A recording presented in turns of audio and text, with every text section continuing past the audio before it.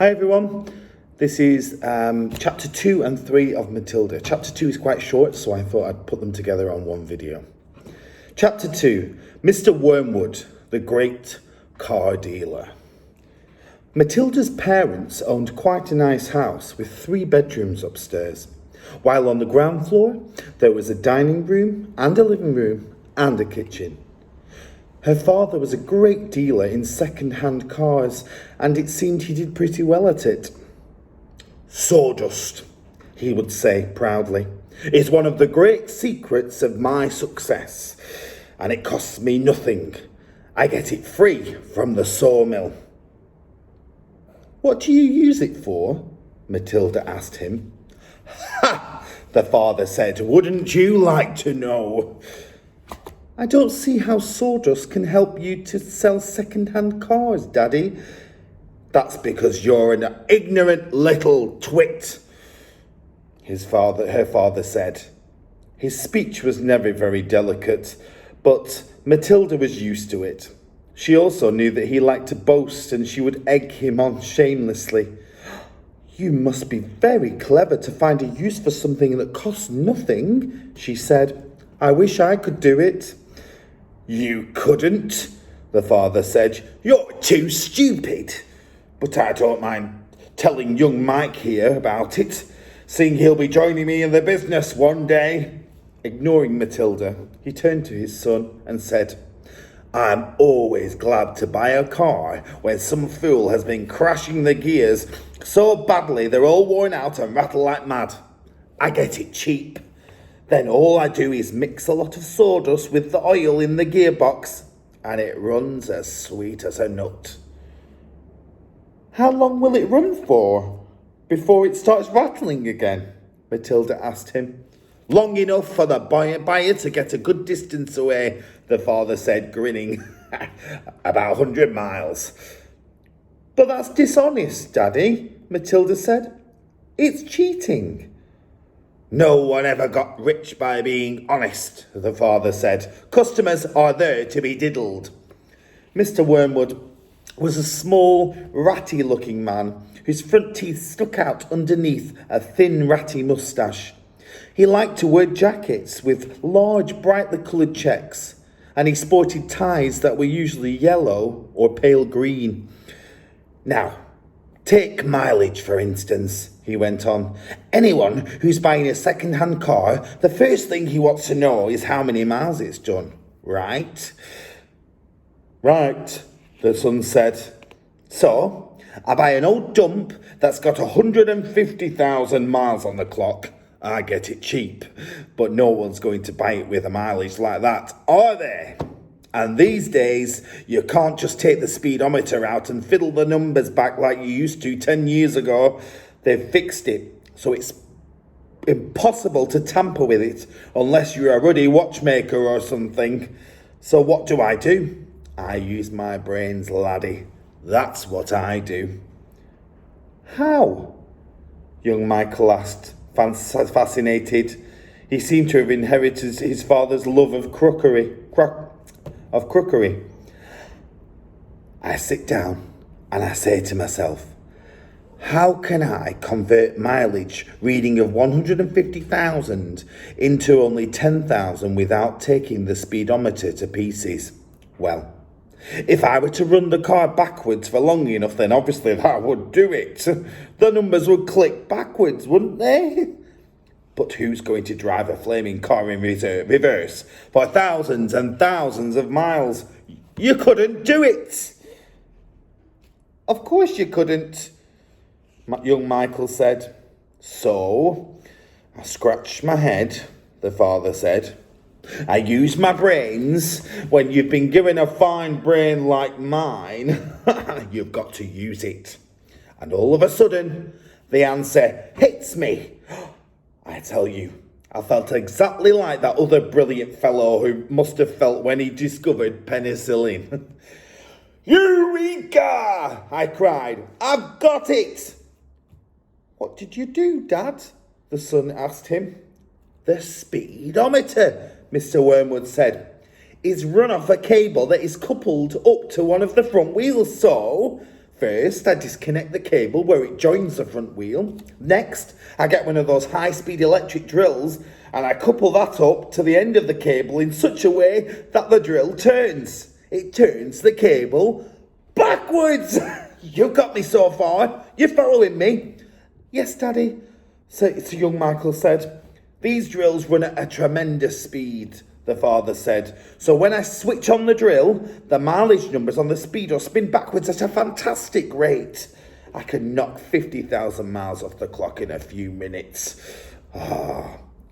Especially with my high-speed electric drill. And by the time I've finished, the car's only done 10,000 and it's ready for sale.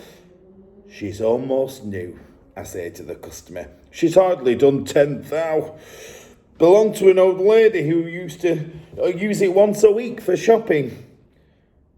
Can you really turn the mileage back with an electric drill? Said Michael. I'm telling you trade secrets, the father said. So don't you go talking about this to anyone else. You don't want to put me in the jug, do you? I won't tell a soul, the boy said. Do you do this to many cars, Dad? Every single car that comes through my hand gets the treatment, said the father. They all have their mileage cut to under 10,000 before they're offered for sale. And to think I invented it all by myself, he added proudly. It's made me a mint. Matilda, who had been listening closely, said, But Daddy, that's even more dishonest than the sawdust. It's disgusting. You're cheating people who trust you. If you don't like it, then don't eat the food in this house, the father said. It's bought with the profits. It's dirty money, said Matilda. I hate it. 2 red spots appeared on the father's cheeks. Who the heck do you think you are? He shouted. The Archbishop of Canterbury or something, preaching to me about honesty. You're just an ignorant little squirt who hasn't the foggiest idea what you're talking about. Quite right, Harry, the mother said. And to Matilda, she said, You've got a nerve talking to your father like that. Now keep your mouth shut so we can all watch this programme in peace. They were in the living room, eating their suppers on their knees in front of the telly. The suppers were TV dinners in floppy aluminium containers with separate compartments for the stewed meat. And there he is. There's Mr. Wormwood.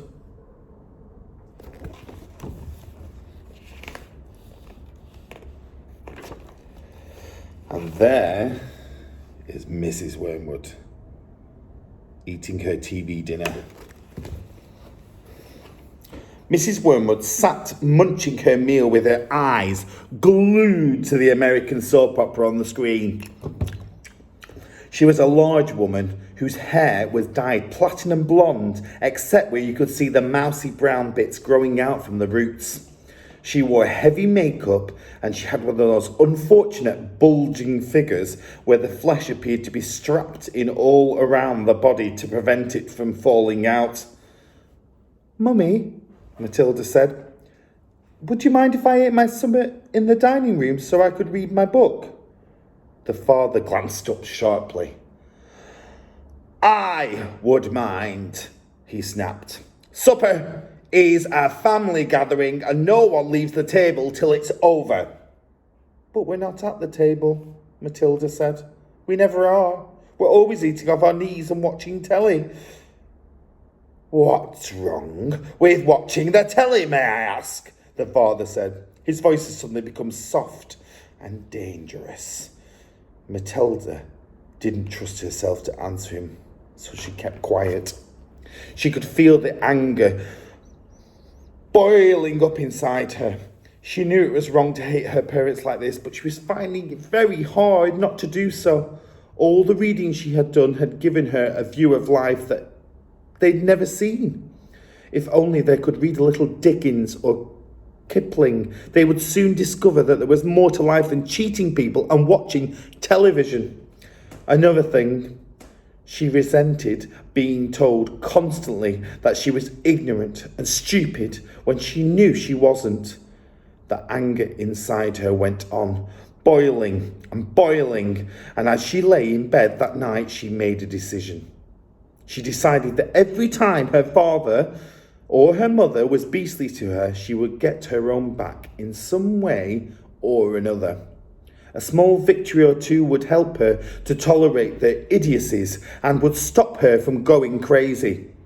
You must remember that she was still hardly 5 years old, and it's not easy for someone as small as that to score points against an all-powerful grown-up. Even so, she was determined to have a go. Her father, after what had happened in front of the telly that evening, was first on her list. Chapter 3. The Hat and the Superglue. The following morning, just before her father had left for his beastly second-hand car garage, Matilda slipped into the cloakroom and got hold of the hat he wore every day to work. She had to stand on her toes and reach up as high as she could with a walking stick in order to hook the hat off the peg, and even then, she only just made it. The hat itself was one of those flat-topped pork pie jobs with a jay's feather stuck in the hat band, and Mr. Wormwood was very proud of it. He thought it gave him a rakish, daring look, especially when he wore it at an angle with his loud checked jacket and green tie. Matilda, holding the hat in one hand and a thin tube of superglue in the other, proceeded to squeeze a line of glue very neatly all around the inside, the rim of the hat. Then she carefully hooked the hat back on the peg with the walking stick. She timed this operation very carefully, applying the glue just as her father was getting up from the breakfast table. Mr. Wormwood didn't notice anything when he put the hat on, but when he arrived at the garage, he couldn't get it off. Superglue is very powerful stuff. So powerful, it will take your skin off if you pull too hard. Mr. Wormwood didn't want to be scalped, so he had to keep the hat on his head the whole day long. Even when putting sawdust in gearboxes and fiddling the mileages of cars with his electric drill. In an effort to save face, he adopted a casual attire, hoping that his staff would think he actually meant to keep his hat on all day long, just for the heck of it, like gangsters do in the films. When he got home that evening, he still couldn't get the hat off.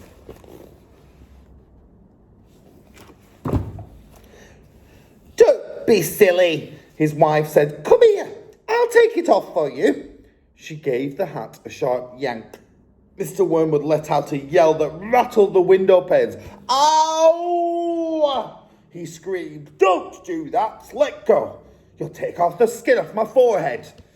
Matilda, nestling in her usual chair, was watching this performance over the rim of her book with some interest. "What's the matter, Daddy?" she said. "Has your head suddenly got swollen or something?" The father glared at his daughter with deep suspicion, but said nothing. How could he? Mrs. Wormwood said to him, "It must be superglue. It couldn't be anything else. That'll teach you to go playing around with nasty stuff like that. I expect you were trying to stick another feather in your hat." "I haven't touched the flaming stuff," Mr. Wormwood shouted. He turned again and looked at Matilda, who looked back at him with large, innocent brown eyes. Mrs. Wormwood said to him, "You should read the label on the tube before you start messing around with dangerous products. Always following the instructions on the label." "What in heaven's name are you talking about, you stupid witch?" Mr. Wormwood shouted, clutching the brim of his hat to stop anyone trying to pull it off again. "Do you think I'm stupid? Do you think I'd glue this thing on my head on purpose?" Matilda said, "There's a boy down the road who got some superglue on his finger without knowing it, and then he put his finger up his nose. Mr. Wormwood jumped. "What happened to him?" he sputtered. "The finger got stuck inside his nose," Matilda said, "and he had to go round like that for a week. People kept saying to him, 'Stop picking your nose,' and he couldn't do anything about it. He looked an awful fool." "Serves him right," Mrs. Wormwood said. "He shouldn't have put his finger up there in the first place. It's a nasty habit. If all children had superglue put on their fingers, they'd soon stop doing it," Matilda said. "Grown-ups do it too, Mummy. I saw you doing it yesterday in the kitchen." "That's quite enough from you," Mrs. Wormwood said, turning pink. Mr. Wormwood had to keep his hat on all through supper in front of the television. He looked ridiculous, and he stayed very silent. When he went up to bed, he tried again to get the thing off, and so did his wife, but it wouldn't budge. "How am I going to have a shower?" he demanded. "Well, you'll just have to do without it, won't you?" his wife said. And later on, as she watched her skinny little husband skulking around the bedroom in his purple striped pyjamas with a pork pie hat on his head, she thought how stupid he looked. Hardly the kind of a wife dreams about, she told herself. And there he is, looking around the bedroom. Mr. Wormwood discovered that the worst thing about having a permanent hat on his head was having to sleep in it. It was impossible to lie comfortable on the pillow. "Oh, now, Stoot, stop fussing around," his wife said to him after he had been tossing and turning for about an hour. "I expect it'll be loose in the morning, then it'll slip off easy." But it wasn't loose by the morning, and it wouldn't slip off. So Mrs. Wormwood took a pair of scissors and cut the thing off his head, bit by bit, first the top, then the brim.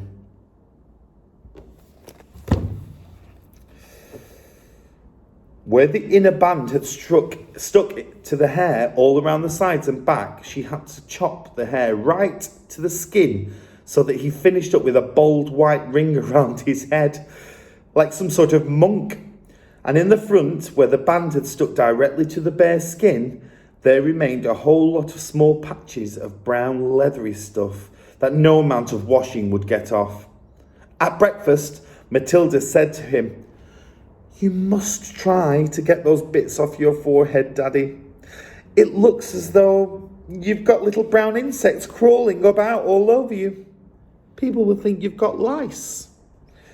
"Be quiet," Father snapped. "Just keep your nasty mouth shut, will you?" All in all, it was a most satisfactory exercise, but it was surely too much to hope it had taught the father a permanent lesson. And there he is with his bald patches.